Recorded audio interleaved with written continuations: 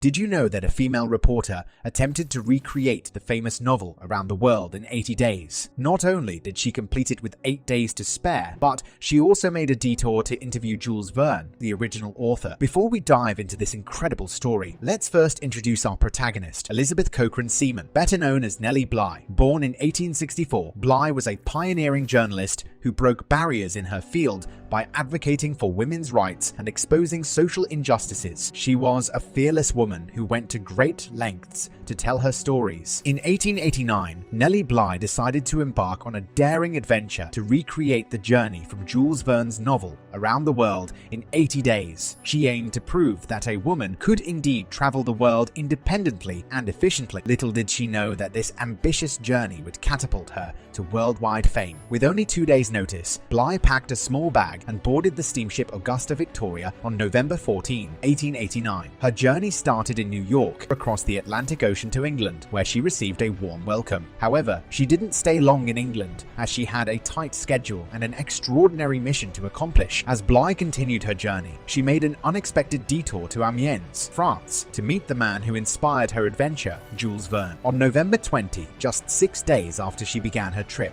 Bly arrived at Verne's home, where the two shared an enthusiastic conversation about her attempt to beat the record set by his fictional character, Phileas Fogg. After her brief encounter with Verne, Bly continued her journey through Europe, Asia, and finally back to America. She traveled by steamships, trains, and even on the back of a donkey. Along the way, she encountered various challenges, including missed connections and treacherous weather. Despite these setbacks, Bly remained determined to complete her mission and show the world that a woman could accomplish anything. Unbeknownst to Bly, she was not the only one attempting to break the 80-day record. Elizabeth Bisland, another female journalist, had also set off on a similar journey, but in the opposite direction. The two women's adventures turned into an exciting race that captivated the world's attention, with people eagerly following their progress through newspaper articles and updates. On January 25, 1890, Nellie Bly returned to New York, completing her journey around the world in just 72 days, a remarkable feat for that time. She had bested Phileas Fogg's fictional record by 8 days, and her accomplishment garnered her international fame. Bly's journey inspired countless women to challenge societal norms